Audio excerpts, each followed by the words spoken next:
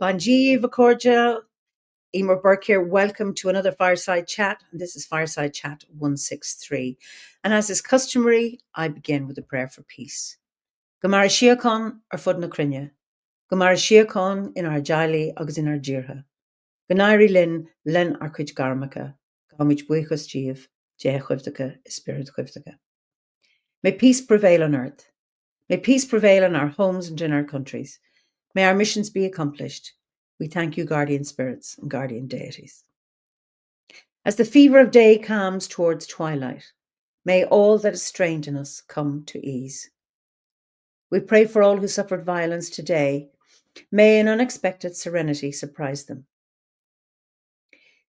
For those who risk their lives each day for peace, may their hearts glimpse providence at the heart of history. For those who make riches from violence and war, might hear in their dreams the cries of the lost.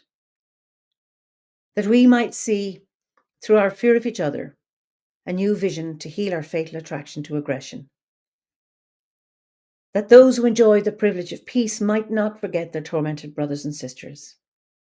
That the wolf might lie down with the lamb, that our swords be beaten into plowshares, and no hurt or harm be done anywhere along the Holy Mountain, with thanks to John O'Donoghue. So, you're all welcome. Let's see where people are from. I saw somebody's from Auckland. Wow. Ulster, full of freezing sleet. Yes, well, it's green in Kilkenny for some reason. We haven't had any snowy Sherwood Forest, so that must look lovely. Manchester, Sweden with a bit of snow, just a bit. Los Angeles, chilly Hertfordshire. Wyoming, I wonder how that is. Southern California, lovely to see you all. The Pacific Northwest USA, lovely to see you all. So, Bunclodies, Chile, yes. Anyway, lovely to see you all. And yeah, you like my background? Yes, see, this is how being out in nature, isn't it wonderful? So, lovely to see you all, and I hope you're coping with all the weather changes. There's been massive floods, and then there's snow, and then I assume there's drought someplace else. What did Sean say? Hello from all the regulars from the snowy lands of Calgary. Okay, Hampshire, Pennsylvania, snowy Lapland. Hi, Francis. That's lovely. So, well, we're going to the UK today, and I'd like to introduce my guest, David Richardson. David, you're just so welcome. Thank you. Hi. So, where are you? I live in Staffordshire in England. Very snowy here as well. But for us to see any decent weather in this area would be a miracle by itself anyway. So, yeah, Staffordshire right in the middle of pretty much the country, really, in the Midlands. And, yeah, surrounded by a lot of beautiful scenery. And we're very lucky to have what we've got, really. Brilliant. So, just describe your landscape, or what is so special. Are you from there? Yeah, so I was born and raised. Well, actually, my parents, my mother comes from an Italian side, also Scottish, but my father's from here. I was born in a village called Roaster, about 6 miles away from here. For anybody that knows, it's the main place for JCB diggers. That's where that was from. So I was born and raised there in that little village. And we moved here. So what we've got is a lot of countryside and some just gorgeous sacred places for us to visit. Really, I'm just in the middle of two really well-known stone circles. One of them is in Derbyshire, and it's actually called the Nine Ladies. And the reason for that, I believe, it was called the Nine Ladies. There are actually 10 stones, but originally there was 9 stones found many moons ago. And the story goes that there were 9 ladies that were turned to stone because they were found to be dancing on a Sunday. Personally, I can't think of a better day to be doing it, but there you go. And then centuries later, they found the 10th stone, which they call the King of the Stones now. And it's such a very sacred place, and it's quite vast, to be fair. And in my experiences of going to those kind of stone circles, disregard of what size, it's very much respected by passers-by, and it is very much still used for ceremony. It's used for a lot of things there, really. And then the other one, which we visited. Can I interrupt you just there before you go on to the second one? I know 9 ladies. My stepson, he died there while there was a 9-year campaign to protect it from a quarry. That's right. Yes, he was one of the eco warriors, and he had his bender there in the woods. So he died suddenly, sudden adult death syndrome, in 2007. So we went there and did a small, not a funeral ceremony for him, but a ceremony around the time of his death up in the Stone Circle. A beautiful place. And what was really interesting, the campaigners, it was 9 years it took, they won. So often, it's very, very hard to, when there's some big multinational or whatever it is, big, powerful industry trying to take over, that it's very hard for ordinary people to win, and they won, which was great. So it has a special significance for me. 9 ladies. I just thought that was really interesting that's. Yeah, that's fantastic. And when you just mentioned there about the being the it did prevent the quarrying operation. I believe it was up. I think it was 1999 to 2010. So would it have been through that period where it just held it off? So I would feel that was its ultimate legacy, really, if anything else, disregard of its known history. So that's fantastic. Brilliant. Yeah. So sorry for cutting across you, but so the other Stone Circle then. Yeah, well, the other one, I mean, the other one is kind of what we discovered very, very late, really. As you well know, we had a hand fasting. I had a hand fasting.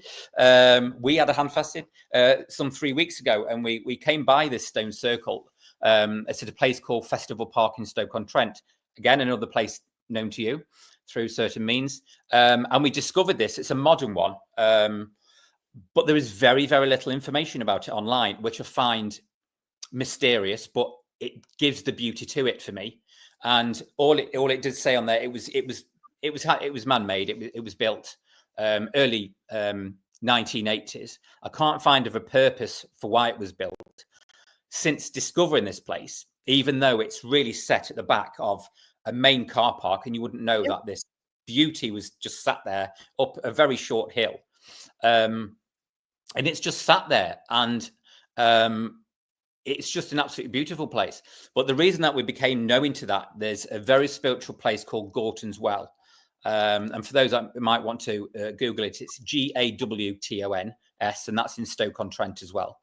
And that's a very spiritual place, which it's next to Napasie Reservoir, and it's very well known for its healing waters.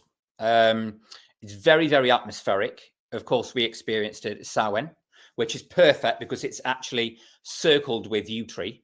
And the story, I believe, for that was it was associated with a diseased man many hundreds of years ago.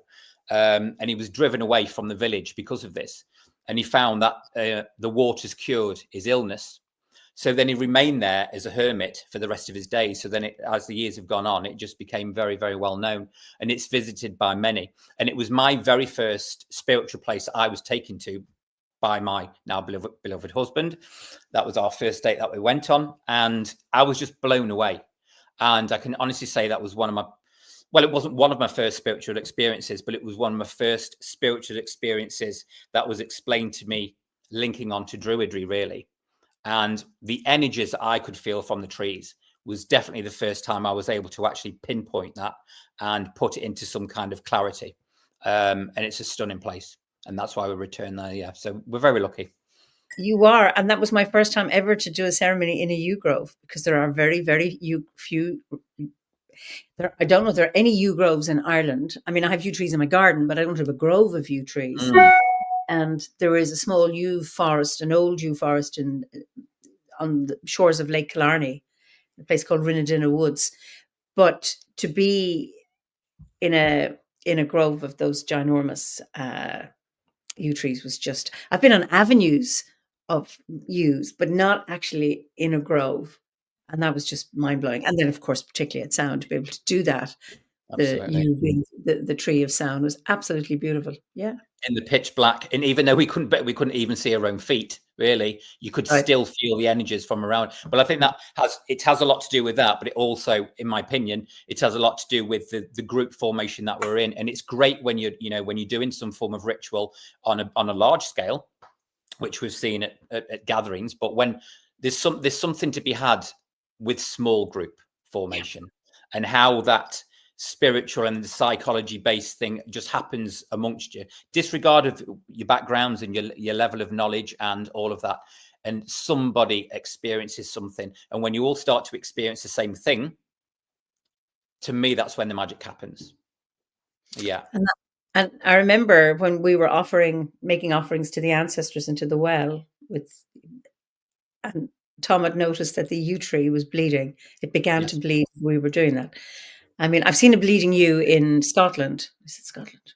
Oh, no, it was Wales, actually, this summer. But this was just amazing that it hadn't been bleeding beforehand. And then as we're calling on the ancestors, it responds. Just beautiful. Right. Absolutely And stunning. the magic that happens through ritual that you do not you don't curate it, you don't choreograph it. These Nope. things happen when they're meant to happen, and I'm always blown away. No matter how often I experience it, I'm always surprised or fascinated by another response from the natural world to Same. us. Yeah. Yeah. And you walk away with this high, some level of high, which sometimes can last for a few days. Right. Yeah. And personally, I've not been to a single ritual where something hasn't happened or we've experienced something different. And like you say, you can go in there with an idea thinking, okay, that might happen, but something will just always personally change just to blow you away. Just a little bit of a reminder and a tap on the shoulder, I believe. Would you be able to share a particular experience you've had in a ritual that surprised you? So my first Samhain ritual was last year. And that was only the first, I beg your pardon, that was only the second one that I'd actually taken part in. And of course, when we're walking up to the grove, it's daylight. When we're walking back, it's dark. This was all explained to me. I'm very much a novice, still am. And we were walking up there very safely. And to ensure for our own safety, we would make sure that our pathway up would be cleared of all any debris, any fallen tree. And we did this. We made sure that it was all very, very clear. And we got into the safe space of the grove. And as we were commencing with the ceremony, it was throwing it down of rain all the way up there, never stopped. And even though it continued to rain all around us, within our circle, not a single drop of rain fell. And we all became aware of it, and we were continuing with the ritual. So we didn't say anything on there. We'd even lit a small fire that wasn't put out by the heavy torrential rain. Excuse me. And then all of a sudden, we could sense everything, and it's so your senses change. So any noises from external noises, apart from nature, is completely cut out. And that just kind of makes you focus onto something. And that's something that you don't necessarily purposely go into. Maybe that's something that is something inward. If you practice like body meditation exercises, then maybe that is beneficial and helpful. But considering that was my first one, absolutely not. Anyway, once the ritual was over, we packed everything up and we continued to make a journey on the way down. And the path that we'd cleared there was fallen trees, there was fallen branches, and we didn't hear a single thing. And it was though it was blocking our path back, not in a threatening way, not in a warning way, but again, it was just felt like nature was saying, well, yes, you've created this space, and you've given good memory to your ancestors, and it was just like a little sign back, as though to say, this is wonderful. And if I may just mention as well, I think what outshines for me, rather than my own experiences, and I find this absolutely fascinating, are the experiences that people have told me about, who have witnessed this, particularly our hand fasting, who have never experienced anything like hand fasting, any kind of ritual, know nothing about druidry or paganism or anything like that. They've obviously what they've seen on television or they've read, and some of it can be quite scary. If they've seen the film Midsummer, they're saying, is it anything like that? And disregard, no matter how many times you say no, and then you just say, yes, it's exactly like that. It's exactly like that. But from the feedback that I had from so many people from after the hand fasting, they were saying that they experienced similar to what I've just said about I did at Samhain, that they felt that the whole world, just for that 45 minutes to an hour, just suddenly blocked off, and they were able to really link in with noises of nature and what was actually going on, and they felt safe within that circle. And what I really like about that, doesn't matter whether you're a member of OBOD, doesn't matter whether you're a druid, they experience druidry. And that's what druidry is for me, really, is seeing other people experience it. And I thought that was absolutely wonderful. And people from all walks of life, some of the strongest men who would never admit to such a thing, they were emotional, not because of the wedding itself. Well, they didn't admit to much anyway. It's probably the real reason. But from what they actually experienced within that ritual, in that circle, and they speak about it to this day. And I think that's magical for me. And I'm glad that we were able to offer that to people who maybe never see that again, or wouldn't have done otherwise, Absolutely. And I mean, yeah, people spoke to me about it. And what really struck me is this modern day 1980s stone circle, not far from a car park, Morrison's supermarket. And that, and it was a magical place because they had they'd almost like had a pentagram shape in the middle. There was the five standing stones, and then around, and nobody disturbed us for the hour that we were there. Because I mean, there's pathways. It's like surrounded by trees, and I just love that. Okay, I don't know. Like you say, you don't know why the stone circle was built, but it is built for us and for those going ahead to use it. And in the middle of a city, is Stoke-on-Trent a city or a big town? It's a city. City. Okay. So in a city, beside a supermarket car park, there you have a path that leads up into a woods, and then there you have this stone circle. I mean, mind blowing that people could do that. Wonderful. And that juxtaposition of when you are lost in there and then you walk back down and then you are hit in the face with normal life flashing by. Oh, well, supposed normal life. And it's like, okay, we've just been into this wonderland for an hour and here we are again. But that came about by pure chance, because originally we'd made arrangements to have the ceremony at Gorton's Well itself. But due to a number of reasons, one of them being that the number of guests had grown, I'd had an accident, so I wasn't able to walk that far. But also there was the dam by Gorton's Well had fallen in. So work needed to be done. So there was so many reasons. And it was only about 2 or 3 weeks before the wedding that we had to start looking for somewhere else. And with minimal panic, we found this place. And I said, there's very little information about it on the internet. And we found this place. I mean, when we went to see it, we were just blown away. And there are others, places, pathways growing up. There are other stone circles, not just that one. But the reason that how it turned out, and then thankfully we were able to have our own little intimate ceremony the night before for Samhain. It worked out absolutely perfect. And I'm glad that we were able to go there and give some energy back and take some energy from a very probably misused place. So, yeah. And I remember after the ceremony, a woman started walking up the path, and she said, she came over and said, what was going on? I said, there was a hand fasting. And she said, oh my goodness, I'm so amazed. She said, I'm working here today. I don't normally, doesn't live in Stoke-on-Trent. And she said, when I visit offices, I have to get out to trees at lunchtime. So it was lunchtime, and she had to find trees just to ground herself. And it was just lovely. She said, no matter where I am, I have to find trees. And it was just lovely, ordinary woman doing an ordinary job and needing that tree connection, which is so lovely to hear it. Well, that perfectly leads on to something else, if I may bring a particular Oh, yeah. topic. The first gathering that I attended, the last winter gathering, I heard a very, very, very good talk by a lady called Lucy Jones.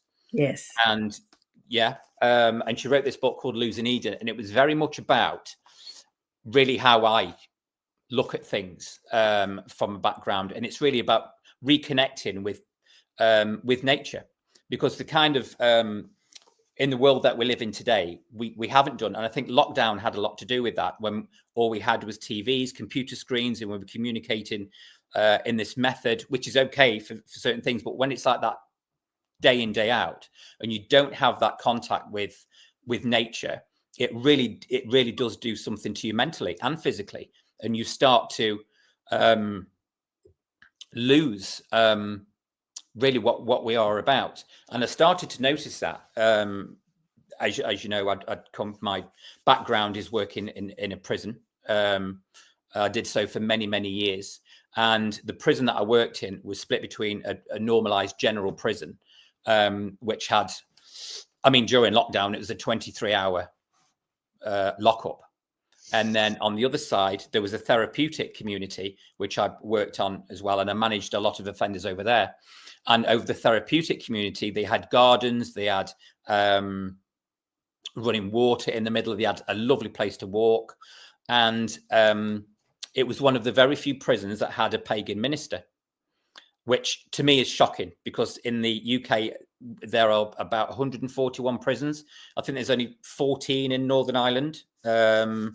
No, there's only 4 in Northern Ireland, and there's 15 in Scotland. And out of through all of them, and I'm open to being corrected, but when I spoke to one of the ministers, apparently there are only 11 pagan ministers throughout the whole of the prisons. And the prison that I worked in had were lucky enough to have that, and they would go and work with them. And what I noticed, the people that had the ability and had the opportunity to go out and be with nature throughout that, split their day up, they were conforming and adhering to their, not just to the regime, the behavior was managed better, but also the way that they were able to project themselves and to share feedback and take feedback throughout their own therapy was much better, because it was lent to being connected with nature. But you've got these people, unfortunately, in prison who we are trying to rehabilitate, who all they're seeing is concrete walls, and they don't see a tree or anything for 24 hours a day. Some of these people have been in since the 1960s, you know, and they've lost hope. And I gave that to a little bit of a test. And I was working with a lifer, and he'd been in for 40 odd years, and he'd lost all hope that he was ever going to get released. And I was fighting with all my might to get him through parole and into a proper care package. And he had got Alzheimer's by this stage. He was getting me mixed up. He had done for the 5 years I'd known him. He thought my name was Steve, and I was his solicitor. And one day I thought, okay, I'm going to take the opportunity. I'm going to see if I can get permission to take him over to the therapeutic side. And we did do. And we sat down, and it was, we just sat on our own on a bench with the running water in the middle of the grounds, trees all around. And his memory came back. And he remembered my name. He remembered his number for when he was serving in the forces. All of the things that he was contained within that cell, he was able to do that just in that half an hour of being back out in nature again. So I found that a really, really powerful thing. And for me, that's when I didn't know it was druidry at that time, but that kind of spirituality thing was there. It was always kind of dotting around in the workplace. And I feel it should be put in more. Oh, absolutely. Ben Stimson says in Ontario, the women's prison had an integrated ecotherapy program connected to the Indigenous Services Department, and they noticed a difference, and then there were cutbacks. Same old, you know. It's really interesting how these things are luxuries and they're the first to go, when in fact I think it's almost like it should be foundational. I remember reading about a prisoner who was in solitary confinement for a long time. And there was a window that he could see out of, a small window at the top. And somebody asked him, what was it that, you know, he survived? You know, what was it? How come he survived? How come he didn't go crazy? He said there was a tree I could see. Yep. And that tree looking out that window was like a lifeline for him. Yep. That as long as that tree was there, a constant, and then you obviously you can look at a tree as it changes throughout the cycle of the year. Um, and that really stuck with me, you know. And even in patients and hospitals, those with who are, you know, have a window and there's a view, and do much better than ones that are looking out a window at another wing of the hospital. You know, it's like it's a no-brainer. It is a no-brainer, yeah. And I think aside from the actual imagery of it, you know, the visual aspect, the feeling, maybe, you know, just seeing the movement of the tree, I think when you're seeing real life like that outside of your confinement, it gives you hope. Yes, it And does. that Yeah. forefront, if as long as you've got hope, that is the forefront of what Druidry is for me. And you just mentioned there about the trees, and it reminds me very much of a very dear friend. You know, you've met this person, a very dear friend who, she's been listening to some of the former Fireside Chats, and there was one in particular when yourself and Tom were talking about the influence of trees and the importance, and she's picked up on that, and she's realised that when she goes out and she does some work outside from time, she always stops at one particular tree. She didn't know why. She didn't even realise that was her pattern of behaviour until it triggered when she was listening to your discussion. And I asked her what tree it was, and she said it was the apple tree. Well, of course, the apple tree, you know, very, very symbolic cycle of life, and you know, that kind of situation. But I mean, I'm not going to breach her confidentiality here, but what's going on with her life at the moment is significant changes where she's seen her sons become adults and move on really positively, getting their own jobs, going off to university, and she's dealing with that psychological battle, which is all positive.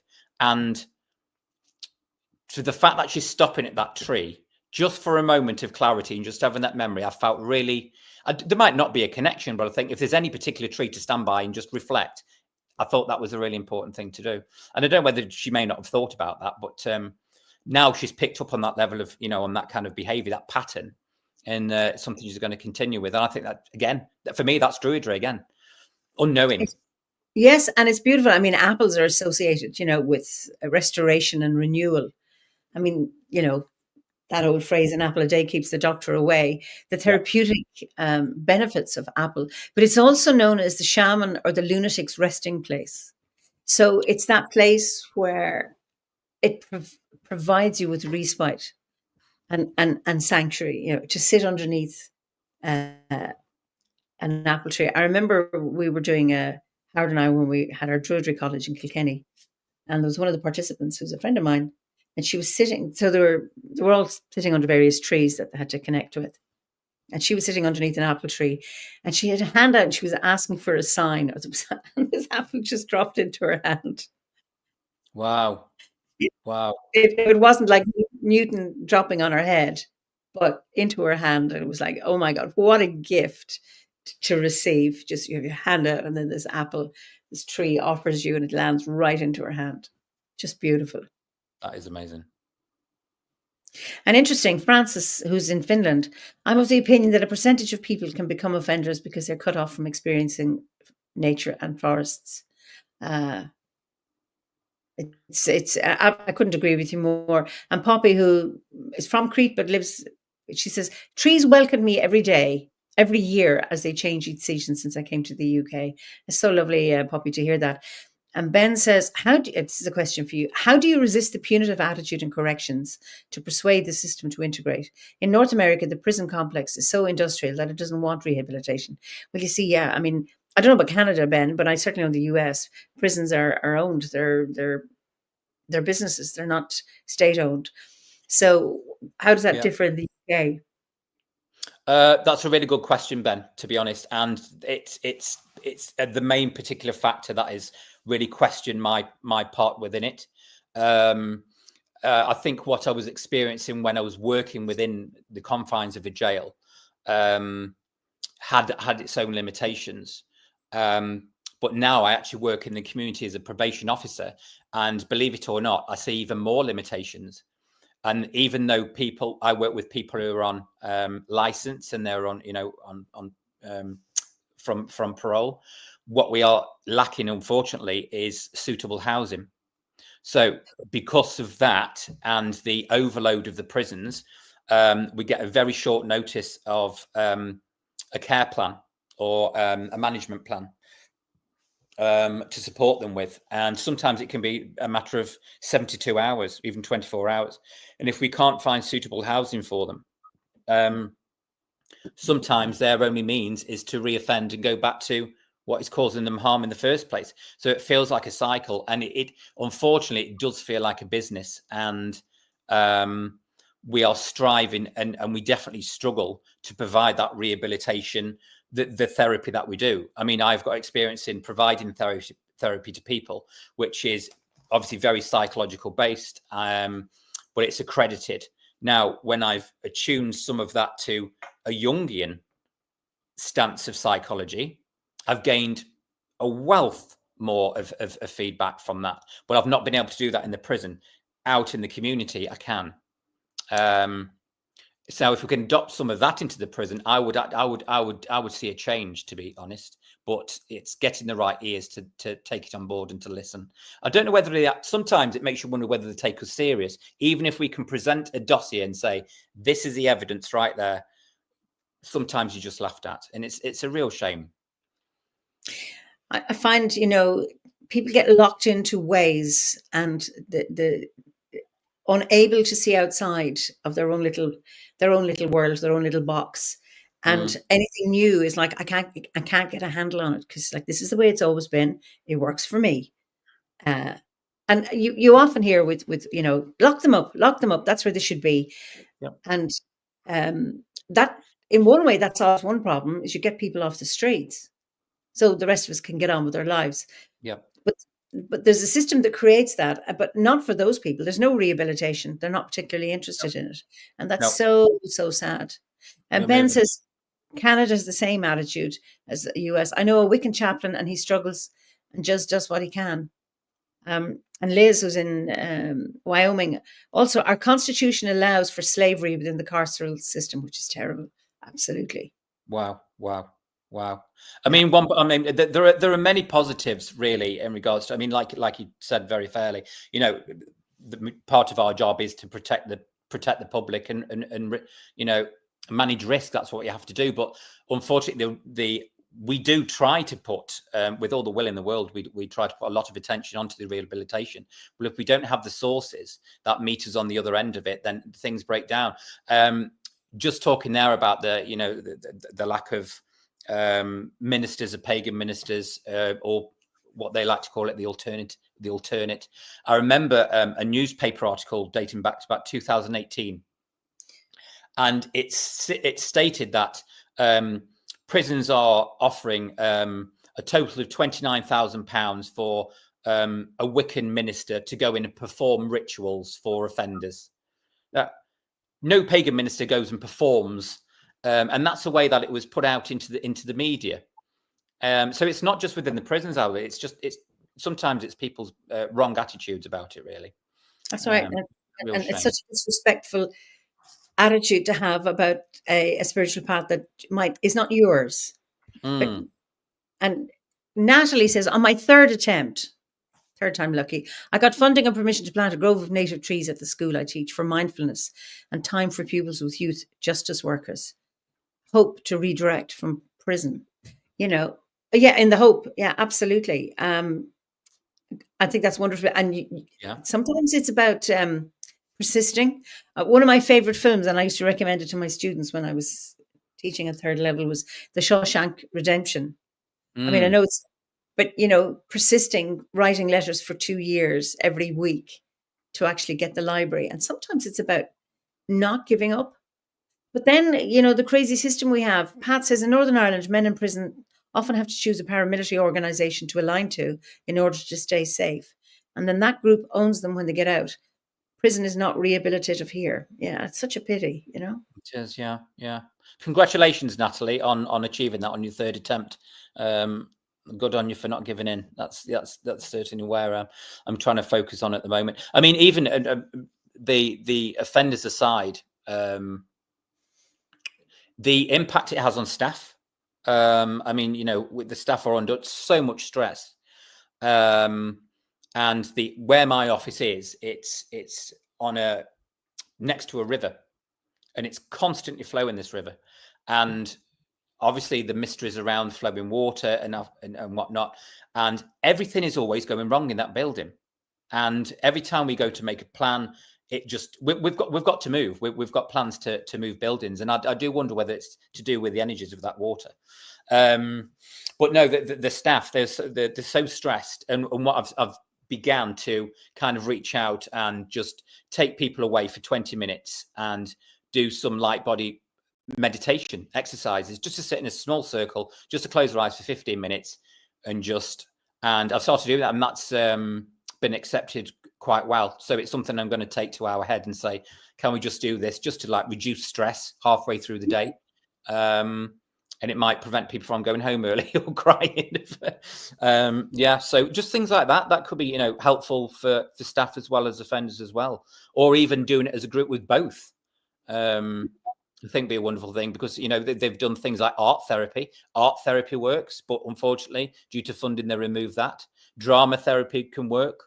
That can be a little bit dangerous when you've got some sex offenders in there, because it can trigger off other people. So that got to put a stop to. But I think something like that, just put into those very stressful workplaces.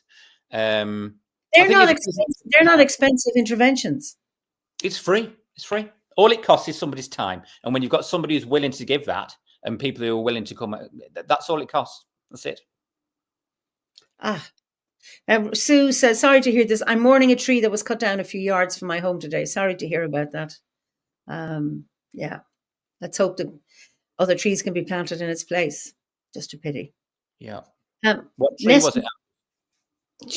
Maybe she'll come back to us with that. Nest and Seed said, people in prison are just people like everybody else. Unfortunately, the establishment views them as less than that. Mm-hmm. And Liz Hills, who's in the US, yes, you can do a lot with pen and paper. So it's just, I think, compassion. I mean, obviously, if people they're there for a reason, you know, I'm not even going on about, but the notion of restorative justice, I think, is far healthier than punitive justice. Yeah. Because it doesn't change things. And I mean, somebody could go in, be in prison, and come out a worse person because of their experience. I've seen that happen. Yeah, I've seen that happen. Absolutely. Well, with the restorative justice, the main segment there is obviously the involvement of the victim, or the victim's family, if that person's deceased. But yeah, absolutely. But no, we've seen that happen. And unfortunately, you know, we have individuals who haven't got families. They haven't got anything on the outside world. That's all they've ever known. So, you know, going to prison sometimes can be a lot more attractive for them, because they have a particular set regime. If somebody is suffering from neurodivergence, then they can feel safer. They know they're going to get a meal. You know, if they don't want to be, you know, they can be protected in those places. They definitely become vulnerable in other aspects, particularly, you know, institutionalized for one. So to be honest, in my experience, half of my battle has been trying to get some of these back out into the community. But it's not just doing that. It's getting them to stay out into the community. That's what it is. It's breaking that cycle of behavior. But when we continue, and when I say we, I don't, you know, as a function, when society continues to label them as an offender, and that they start to believe it, they can't see, they don't know who they are. That's right. And it was interesting in that film, The Shawshank Redemption, when the characters were released after having spent so long, just not able to cope. Nope. And that's the awful thing, because you become so institutionalized. Pat says they've lost their freedom for a time. We have no right to shackle their spirits as well. I mean, that's a very good point. Sandy says, I feel the prison system in the UK is very draconian, and maybe they should look at other countries who have a huge success rate in people not reoffending by treating them as humans. I think it's possibly Scandinavia. That's correct. Yeah, I agree. Oh, okay. And then Francis, who's in Finland, many years ago was a member of a group of, we took drums into a prison in Shepton Mallet and did a jamming session for a good hour. And it had a very positive effect on the inmates who signed up for the event. One of the benefits, of course, of drumming can be deep cleaning and revitalization of the self. Very, very good. Yeah, yeah. We did try that. We did have somebody come in with the drums, and that worked. But again, due to funding, which really wouldn't think it would cost that much, and funding and other priorities taking place, that was stopped. Well, I mean, I've been moved away from the prison estate now for getting on for 5 years. So whether they've put things like that back in, maybe they have. You know, it may differ from prison to prison, and I really don't want this to come across that all prisons are bad, because it isn't that. You know, there are some really, really good things in place, and people get educated. People come out with degrees. You know. Yeah, of course, yeah. So, before we move over to the hearth, because we have a few more minutes just to hear before we move over to the hearth, have you got a poem? I do. I have a poem. It's more of an excerpt, to be honest, and it's by somebody called Barbara Markaniec, and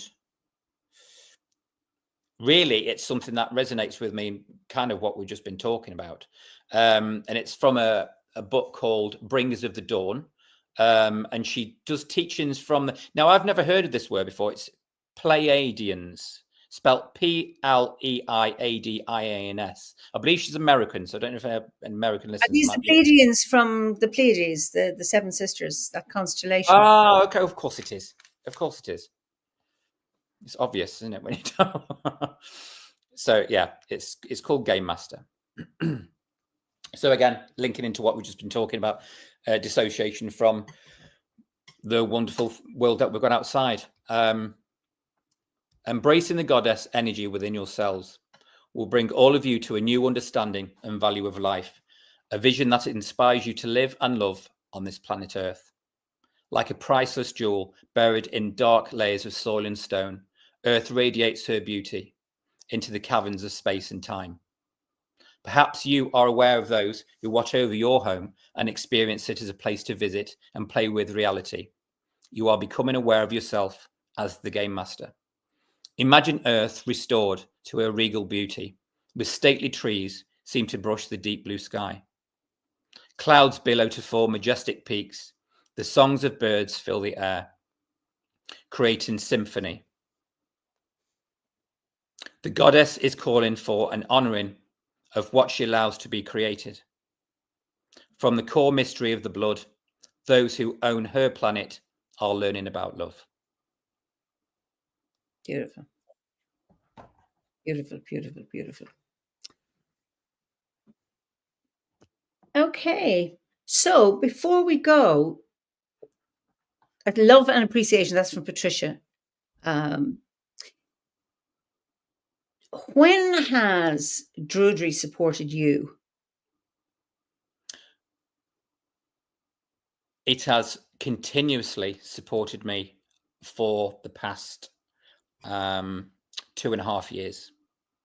At the beginning of 2022, again, I was at work and I went outside for a little bit of fresh air. I was feeling very stressed, and I had this overwhelming feeling in my gut, in my instinct, that I needed to get to return to spirituality.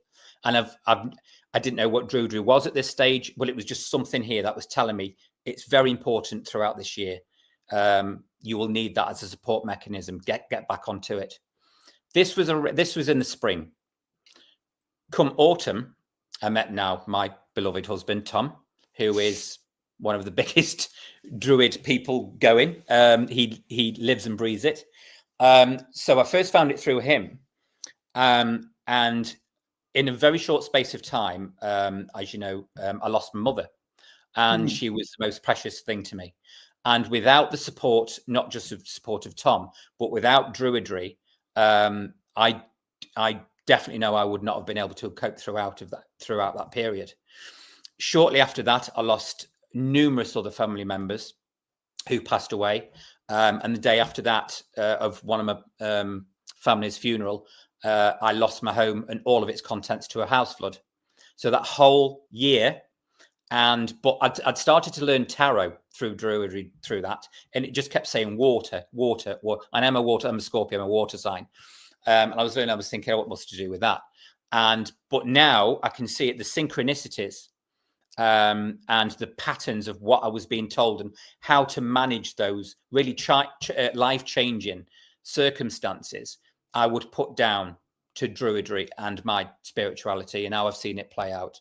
So it's been from there solidly. I always feel it's always been there, but I've never quite known how to pinpoint it and what to call it. Now I do. Originally, I was, I still am a bard, and I'm very proud to be a bard. But at the beginning, I was giving myself a hard time. I need to be quicker. I need to do that. No, I've spoken to a lot of people of the ovates. I've spoken to a lot of people of the Druid grade who said, actually, I'm finding myself going back to the bardic course to relearn stuff like this. So I am where I'm at now. I feel I am in a very, very unique place. I'm happy where I'm at within my studies, and I'm very, very appreciative for Druidry and the people that I've met through it. So for me, that's solid, and that will continue. So is there anything specifically, you say Druidry helped you? So, I mean, I think any of us who are Druids will kind of get that, but for others or not, is there anything that you could say, this is what was it about Druidry that has sustained you, you know, with all of that loss that you've had, with all of those people passing, particularly your mother? It's continuing to learn about myself, my inner self. Okay. And really, and how I was able to not just cope with those situations, but it was about knowing, and a reminder of saying, okay, yes, you're at a point in your life, you're in your 40s, but it's really just the beginning of your progress. So it was really particularly just to say, whatever journey we are on, and we want to go, you know, some people may want to see it as a quest to discover a particular mystery, but the mystery for me is the mysteries that you experience whilst you are seeking whatever this may be. We very well might get to the end and there is no mystery, but the mystery is the pathway. So that is the particular point for me. You know, it's the mysteries and the learning that has happened throughout that period. That has been specific for me. And then at the end of it, but if I've got time, I'll tell you a very funny story. Funny to me.